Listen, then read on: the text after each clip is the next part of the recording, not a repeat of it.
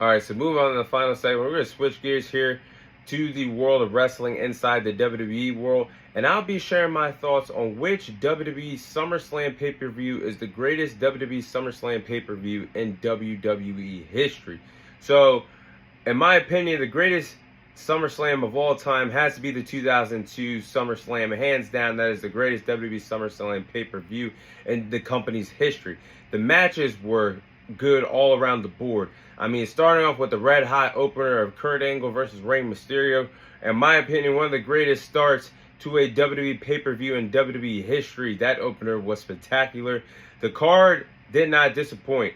The card also featured the Nature Boy Ric Flair versus Chris Jericho. You had Edge versus Eddie Guerrero. You had Rob Van Dam versus Chris Benoit for the Intercontinental Championship. You had the return of the Heartbreak Kid, Shawn Michaels, who was on a 4-year layoff due to a broken back. We were not sure if we would ever see Shawn Michaels back in the wrestling ring, but he returned to face Triple H, his former D-Generation ex-mate.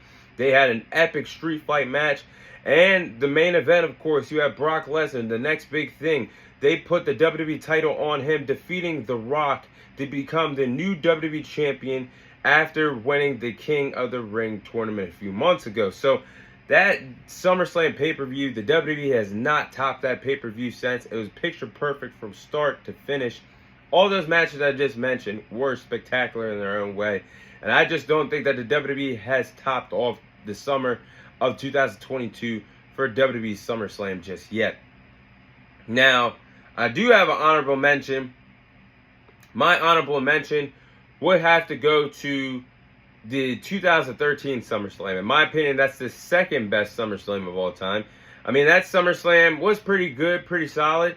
You had the opener of Bray Wyatt versus Kane and a fire match. The Ring of Fire match. You also had an underrated Alberto Del Rio versus Christian for the World Heavyweight Championship match. That was an underrated match.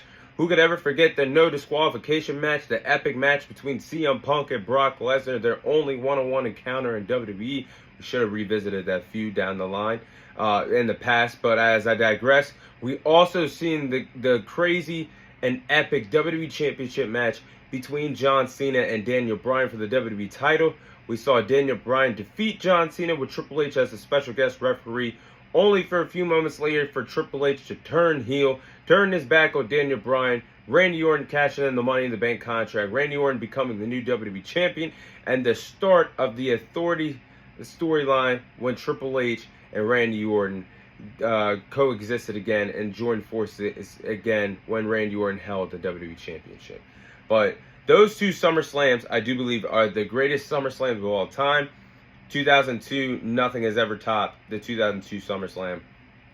And the 2013 SummerSlam, I don't think we have seen a good... I mean, we've seen a lot of good SummerSlams, but I don't think we've seen a SummerSlam better than SummerSlam 2013. Possibly this summer, depending on what Triple H is going to cook up. The card looks good.